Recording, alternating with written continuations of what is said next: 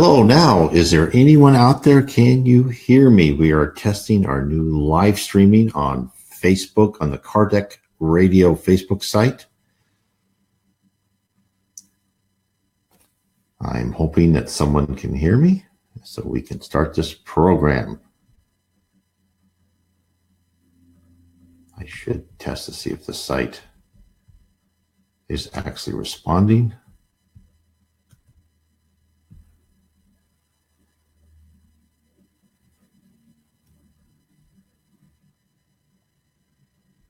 Okay.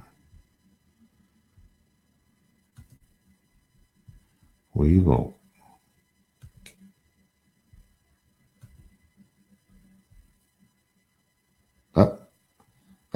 People can hear me now. That's what I wanted to make sure. Yes, I had to reboot the computer completely. Something must have happened on an update. So I apologize for that. That could be an auspicious start, right? Get our errors down at the beginning of the year, January 7th. We're here to talk about the lower zone as presented by various spirits to the Reverend Zeb Bell Owen. This is our first live stream, actually our second, because our first didn't work, on Kardec Radio Facebook site. So again, anyone who's listening to this, you can join us on Kardec Radio on your Android or Apple device, on your App Store or Play Store. You can look up Kardec, K-A-R-D-E-C Radio, and load that app. You can listen 24 hours a day. I know my wife and I, we do all the time and listen to people. But now we also have the Kardec Radio Facebook site, which is very exciting. I can't see how you can get better than that. So we want to reach many people. It's extremely wonderful that Vanessa and all the people, spiritist people, are working very hard on this. So it's just wonderful. So I can't say enough things about all the wonderful work that's been done to get this going. So let's carry in there and let's talk about the lower zone. Now, the Reverend Zeb Bell Owen. Oh, we're also streaming on Kardec Radio too. I just started that one, so hopefully, I'm sorry for people that are interrupted this program. So the Reverend Zeb Bell Owen was a spiritist in name. He never called himself a spiritist, but everything in the books I read in the Beyond the Veil and pointed that he was a spiritist. And in fact, I got his name from the book Voltaire, which is still not in English. I keep looking for it. And in the very last page of the book Voltaire, it had a kind of a gathering of people who've been helping spiritism throughout the earth. And they had a list of people. They're all, Spanish, Portuguese names. And really almost the last person on the list was this person called Reverend Zeb Bell Owen. So I looked him up on Wikipedia, and I said, well, this is a real person. Anytime I read like Chico Xavier's books, I try to look and see if there's a historical figure that I can actually identify and see what's going on. It's amazing how much you learn by, looking at these key words. And Reverend Zeb Bell Owen was at the party, and he actually wrote some books, and I bought all of his books. And what I've done is I have put in my books, Heaven and Below, that I have a series of 3 books, and I took all of his messages and I categorized them in different things, because it was the messages that came from Reverend Zeb Bell Owen is additive and complementary to everything we're learning from different other artists, authors, like, Chico Xavier, Leon Denis, Yvonne Piera, Divaldo Franco, all the spirits that come and talk to them. And this is very interesting. So I wanted to go through and you see a little bit different view of things from the Reverend Zeb Bell. And that's why I figured tonight I would talk about his view of the lower zone. And of course, now just to quickly, because I'm sure most people know this, is lower zones is that their lower regions is composed of, it's called umbral in Portuguese, and as Chico Xavier said, the lower zone starts at the tip of your nose. It's It's right there. It actually, so what we usually, the definition is we start at the crust of the earth. Below the crust of the earth is what the people call the dark abyss, right? It's a not hell forever. It's a type of purgatory where once you change your attitude, then you rise out. There. Oh, even Vanessa's on that. See. So if we look at the lower zone, in a speech by Geraldo Dutra, and so I'll give you some metrics about the lower zone. The speech by Geraldo Dutra Diaz, a great. I wish he would we get more translations of his speeches in English because he's just wonderful. And he stated there's about 21 billion souls, which means incarnates and discarnates, right? And so if you take our current population of approximately 7.5 billion incarnates on Earth, it leaves a little less than around, let's say, 14 billion souls who inhabit the spherical bands around the Earth. That could be below in the dark abyss, the lower zone, or in heaven. And so what Chico said in the past is that about 30% of the people will ascend to one of the levels of heaven, which is about a little bit over 4 billion. So therefore, rough calculations, the population of the lower zone, the umbral and below, is probably around 10 billion souls.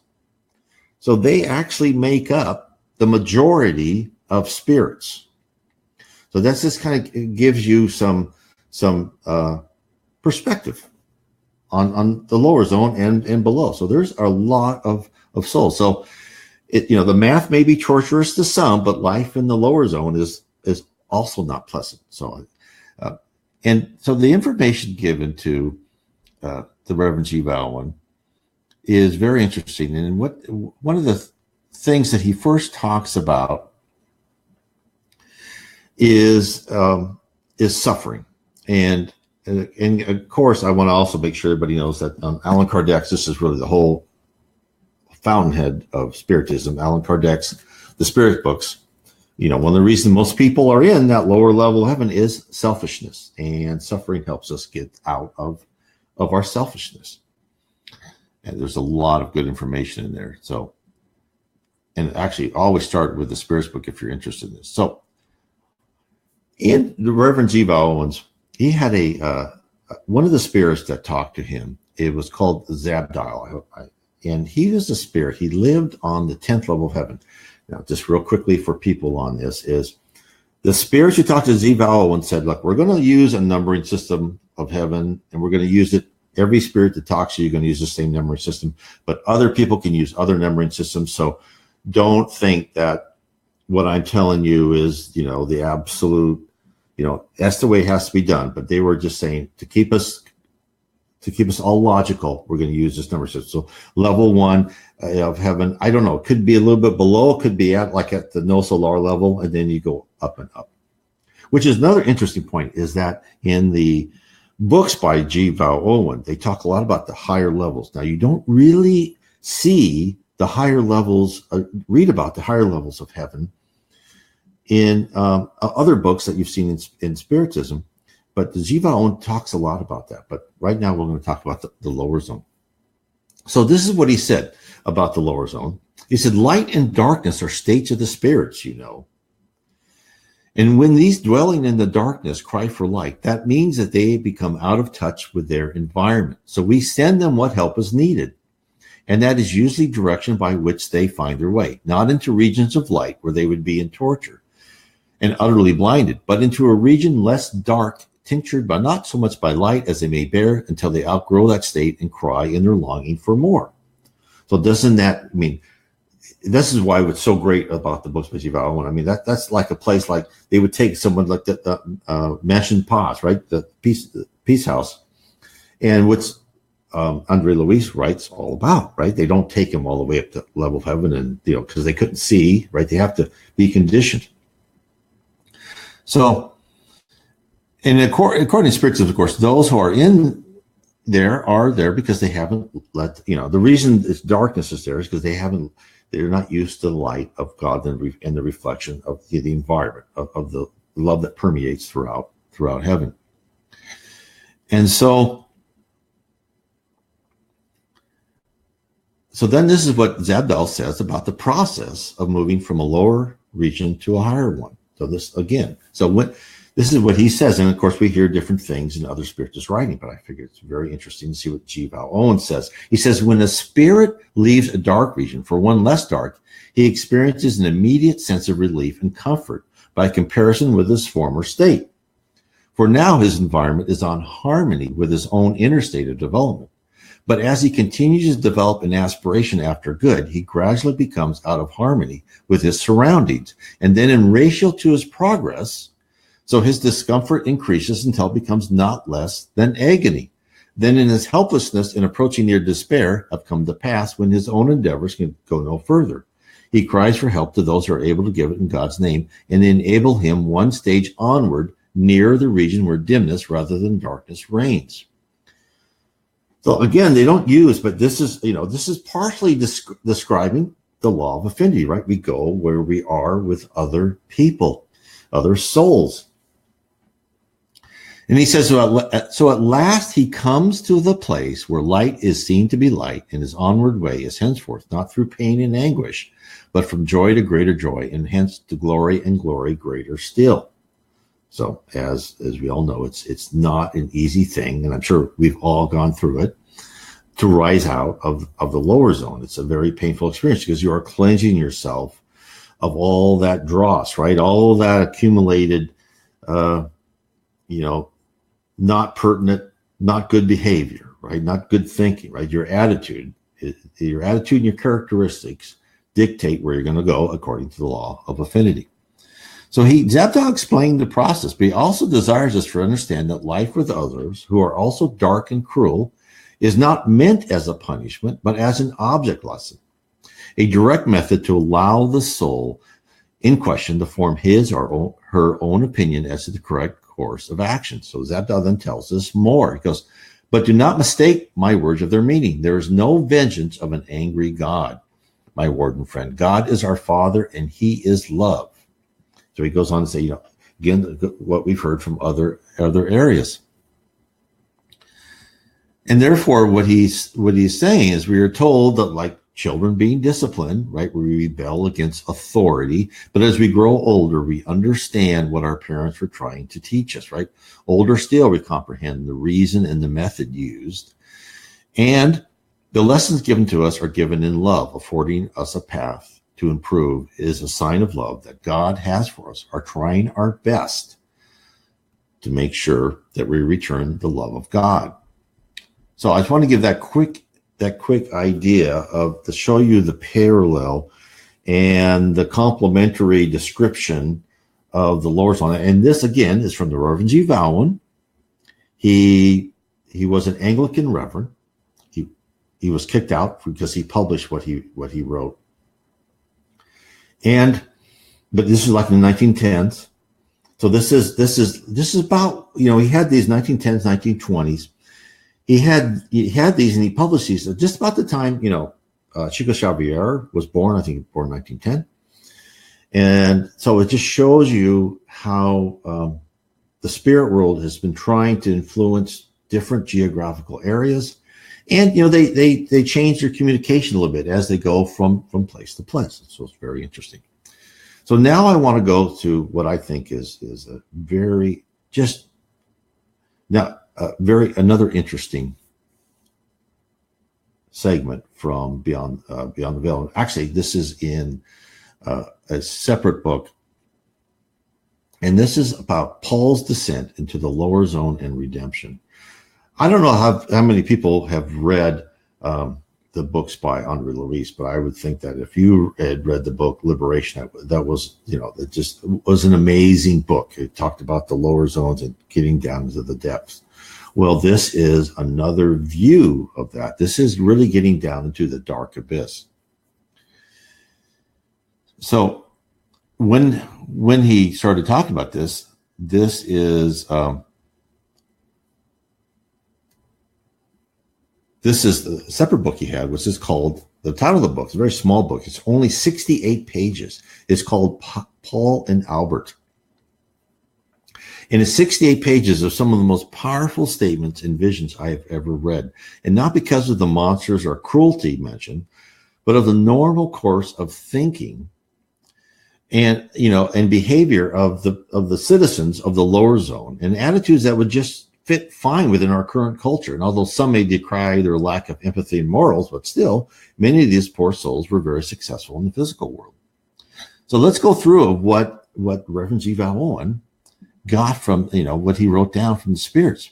And this is, he talked about this, a spirit who he called Paul. Now, Paul was a doctor in England, in London. He was very successful. And they talk about his last memories. And this is what was said. And this is through a group of spirits led by a spirit called Kathleen. He said that that group said, just like Chico, right? They even talked about, I'm getting off a second, how Chico, when he wrote No Solar and his other books, he didn't just have one spirit, talking to his ear, like the pictures, like you see Emmanuel, dictating to him. It's usually a group of spirits. And again, of course, Zeb Bell said, yes, there's, and they told him, yeah, there's a group of us. And then we use one, and this group used the spirit Kathleen to channel their messages to best fit someone who was in tune with Reverend Zeb Bell's way of thinking. So this is what they're talking about. Paul, he had been figuring out what he had made that day. And as he had motored home in his comfortable car with his chauffeur in front, he had been idly gazing at the chauffeur's back, and the quaint thought had come into his mind that if the man had, say, about 30 shillings in his pocket, and his watch had cost £3, and his underclothes, say, £2, and uniform had cost £5, 10 shillings complete, well, he had made just about 1 3/8 of what would buy that man as he sat there. And it had not been an extra good day so far as remuneration went. So, of course, who can say we've not had similar thoughts? Because this is very interesting, and because I know I have. When I used to be a consultant in the IT field, I would think of I'm making this much money, and I added up my gains, and go, that felt good, and I had this warm inner glow that I was probably making more money than other people, and it's just you read these things, you go, oh my heavens, that's me, right? That's me. It's exactly what I was thinking. And so Paul, was a doctor. He was a physician in London. He had a profitable practice. He had a house in London, a maid, a butler. So I bet you this was probably, and he had a car. So it's probably the end of the 1800s when cars were around. And, he had a wife and child well taken care of by the gifts of his material wealth. So, and I ask you, when they say what Paul's last memories are, what's changed in 100 years? I know I went through the same memory, so it's, and I don't want to single out unfairly a class of people that make money or whatever. I mean, we're all kind of like that no matter what we do. But, we all place ourselves, not all of us, but we all kind of measure ourselves on that metric of money and how much we make. So interesting. So then he dies. And he wakes up in this dingy room, and he couldn't understand why he was clothed in an old calico suit. And his coat was too large for him, and his pants were in tatters. And what worried him most was that he'd actually shrunken in size. He was no longer slightly fat, but more skin and bones. And he felt groggy, and he noticed 3 women and 1 man in the room, all sitting on the floor saying nothing. And he looked at them, and he looked at, they kind of looked hideous and evil to him, and he could just feel that there's wickedness in the air. And this is all in the book, Paul and Albert. And the strange thing about it is that the wickedness and the evil seemed not so much as theirs as his own reflected back to him. So then, sitting there so weak and confused, and he finally said something. And, goes, where am I? He thought he was kidnapped or whatever.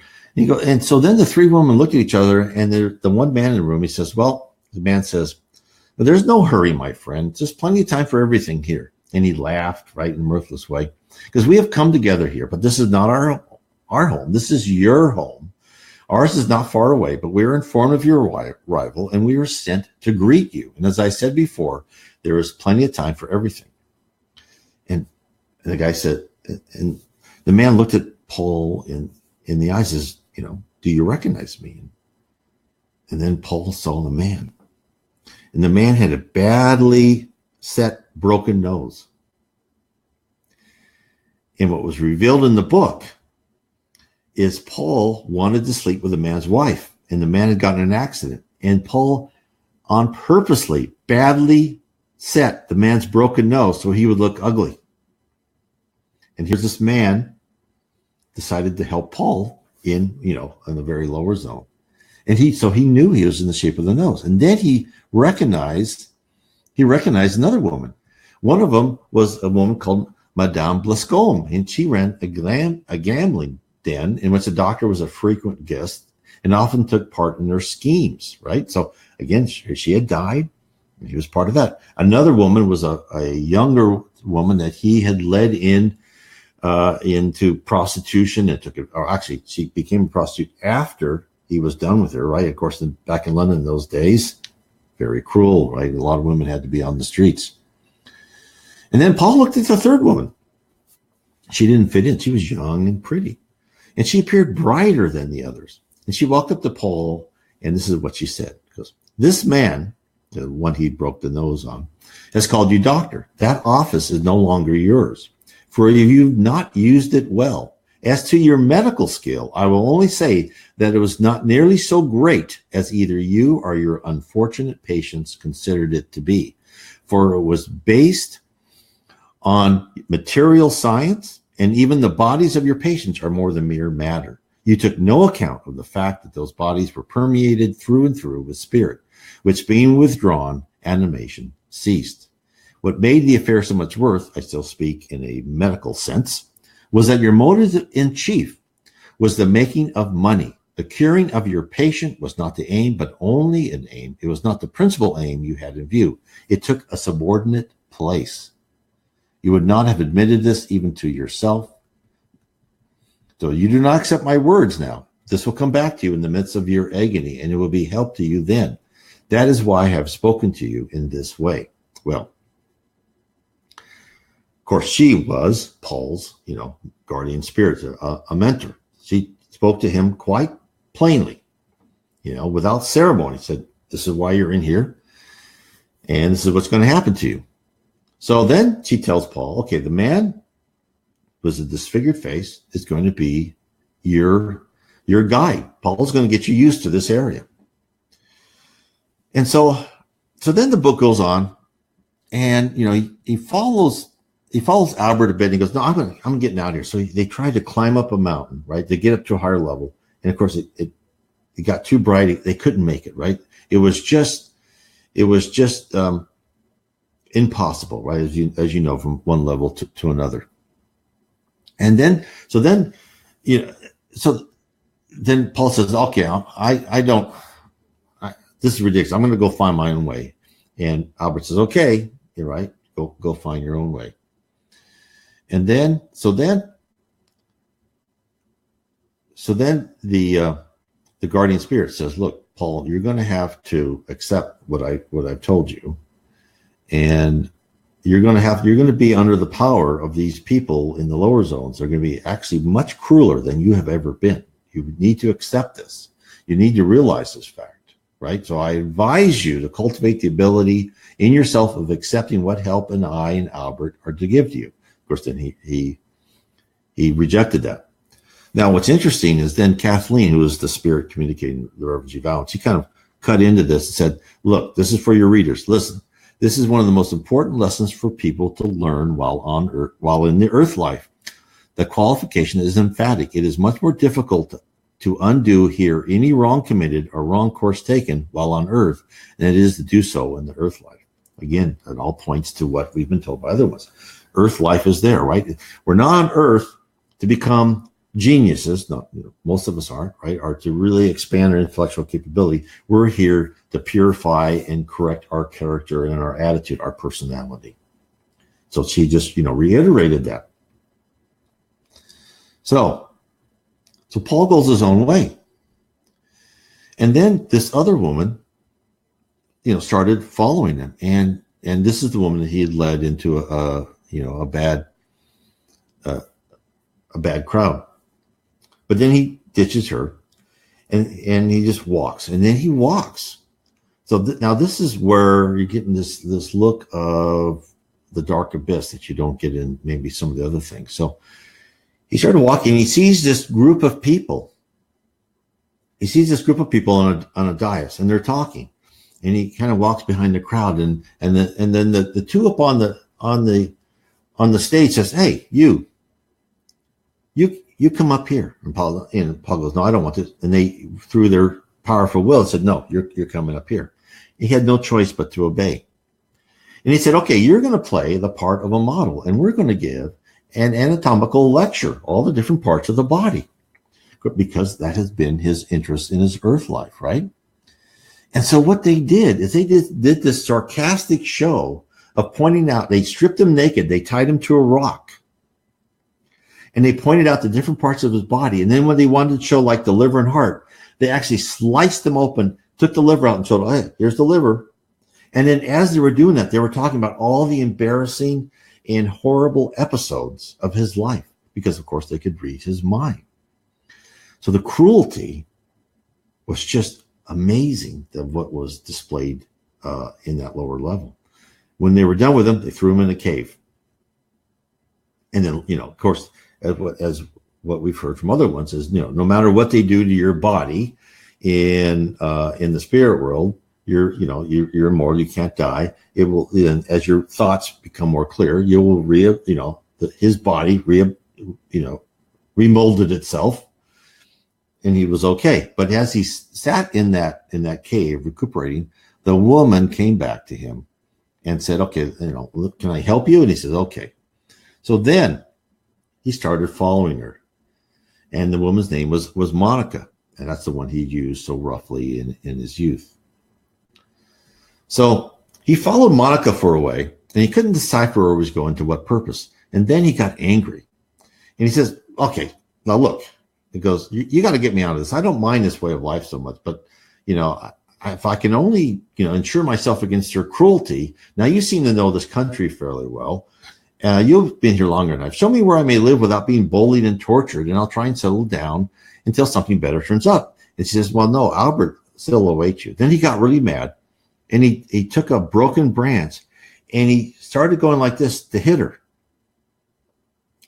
Then what happens? Now, this is the interesting part. Then what happens is he couldn't move. Some hand took him and said, "No." And now this is what we really haven't seen, like in the other books that I've read in Spiritism, is the actual physicalness of sometimes restraining another spirit. Usually it's all done by talking and by helping them, like in liberation, it's very involved. But the guardian angel took his hand and said, just held it steady. And he could not move. Of course, right? When he sees this guardian angel as this, bright, little woman, but who is just immensely more powerful than he is. And, he was just sitting there and he trembled with fear. And she and this is what it says. She looked at him and and she said this. He goes, "This poor lamb," meaning Monica, "has fought the fight of a lion. You helped her headlong into this region of gloom and sorrow, but she has overcome the death, which is the portion of those who dwell here, and has begun the ascent towards the borderland, beyond which lies the land of lesser gloom, and beyond that, the region of twilight brightening into the dawn. She has a long way to go, and the road is still toilsome, but she has won in that battle and able for the journey. She has given her choice to proceed or to linger here. She stayed here, knowing that you were coming over, and although she had no love for you above the others, she asked to be permitted to wait, if by any chance she might be of help to you, to save you from the worst. He goes, "Monica has done what she could. She must now leave you, lest ill befall her from contagion of your company, for she is not immune from temptation yet. Brave as her fight has been, and great her victory, is not final nor complete. So you shall now find your own way of your own leading, and those who may be purified only by fire. When you are so purified, I will show myself to you again." So this is a difference that I've seen in the books by Zeb Bell. Is the higher spirits will sometimes actually physically control lesser spirits. And in fact, in another thing, there was a high spirit who went to this city in the lower zone and at a gate into one of these cities, and they said, "No, you can't come in here." He goes, "Oh, well, yes, I will." And he just touched the man's sword, and the sword just dissolved. So I have not read anything on that like that in other spiritual literature. They may be out there, but I haven't read. Maybe they're in Portuguese, but I haven't read it. So to make a long story short, Paul traveled and went for many, many months down and went further down, right? As the more you practice evil, the more, he tried to fit in with the evilness, I'm sure. And he just, it started affecting him, right? And then he started his way back up. And so at the last, right, after his very will was laying in tatters, to begin to see the effect of evil upon himself and other. So, of course, this is precisely how God in Jesus Christ, right, as the leader of humanity, combats evil. It's not like, the movies where, we have a high spirit there with a machine gun killing all the evil people. No, what happens is that they use evil to combat evil. And they use evil to cure evils, probably what I should say. The supreme intelligence who created all spirits with free will so they can choose their path are provided a chance to live in a world where others think just like them. So if you are a murderer or a pickpocket or a con man or whatever, and you go down the lower zone, guess what? Welcome. There are people just like you. There are people who are as cruel and mean as you are. How do you like it? This is how this works. It's brilliant, right? I mean, simply brilliant. And it's all edifying, right? It's not punishment because you didn't have to go there. And they're not punishing you. What they are doing is saying, look at the effect of your own attitude. So Paul is down there and he finally starts making his way up.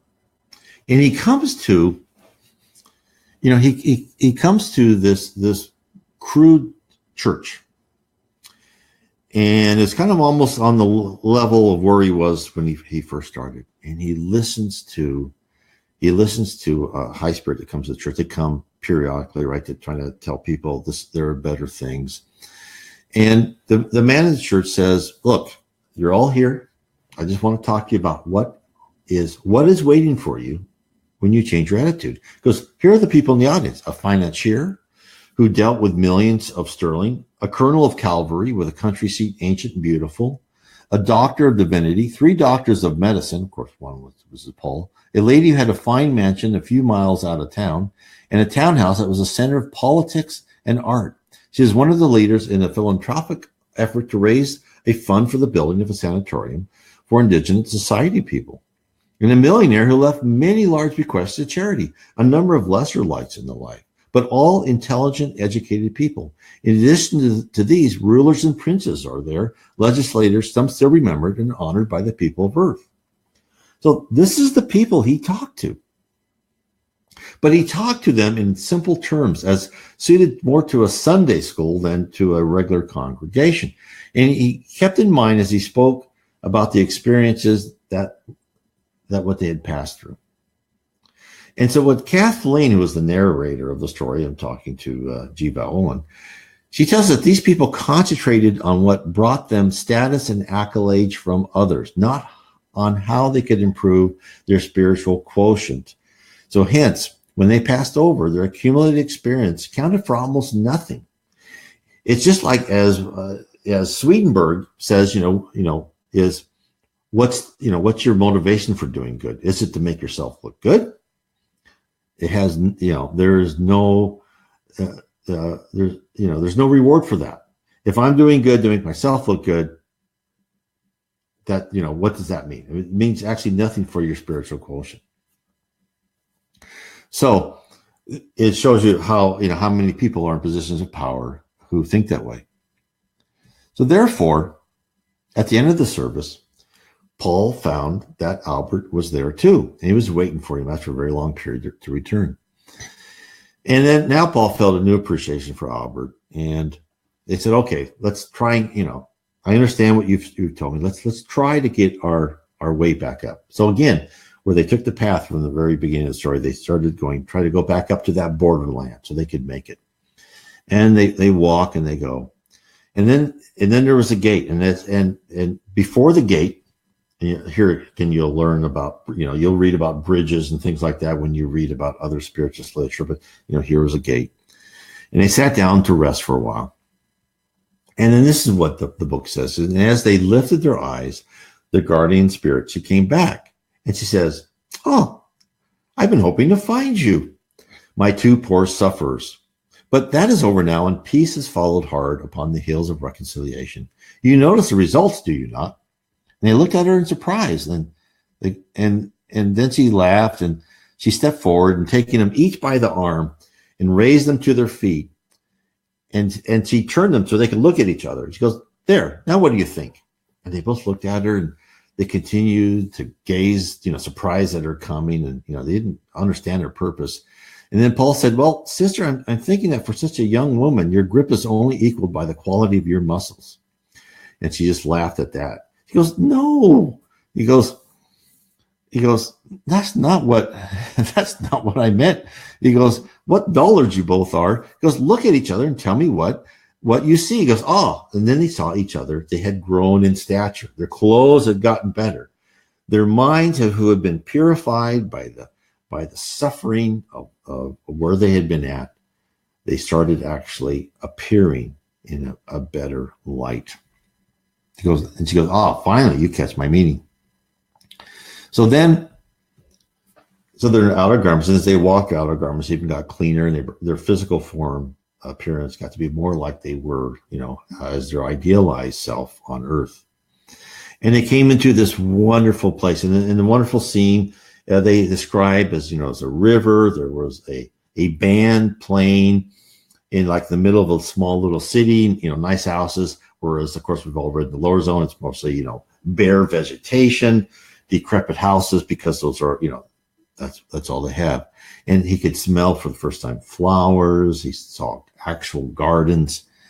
And then he said to himself, "Yes, God lives." And that was the first time he had really said that name. And he goes, "and loves." And that finally came into him, right? As the love of God is always there waiting for us. We just have to let it in, right? And as we've said from other spiritual, literature is goodness isn't all of us, and evil isn't evil per se. It's the lack of goodness. It's the lack of letting this in. So then she led them to a pavilion and asked them both to wait. And what she did is she brought the wives of Paul and Albert, who had been in a higher level, but they've been waiting for them in this lower level for them to appear. And so therefore, this shows, this shows the love of God. And I also wanted to bring this to you because I think that it's so interesting to see this other perspective. So if you get a chance to read Reverend Zeb Bell, or I've categorized all of his stories, and it's 3 books, right? There's book 1, Heaven Below. Book 2 is the Spirit Universe, right? So it's all about spirits and the Spirit Universe, and then book 3 is all about how we're guided by spirits, and all this has been revealed by the Reverend Zeb Bell, and I think it just adds a lot more information than you would read. It's as I said at the beginning, it's complementary, right? It fills in what you read by Chico Xavier, and of course, it extends, of course, the book that everyone should read in the Spirits book by Allan Kardec. Now, to get the Spirits book by Allan Kardec, again, I would recommend on my blog site, I have a picture of Allan Kardec up in the upper right-hand corner. And if you go to that picture, it's in my blog, is nwspiritism.com. If you go to that picture, it will take you right to the EDI CEI bookstore, and you'll see all the books. They have a section of books in English, which, I found it was just a wonderful discovery. Of course, for those of you who Allan Kardec books, who doesn't don't want to buy books or can't spend the money, again, I'll tell you, look up Allan Kardec, and then in your search, put in PDF. You can find every book by Allan Kardec in PDF version, and actually some other books. I found some books by Leon Denis, again, a wonderful guy who came after Allan Kardec. Yeah, he was French also. These are translated. You can find them in PDF.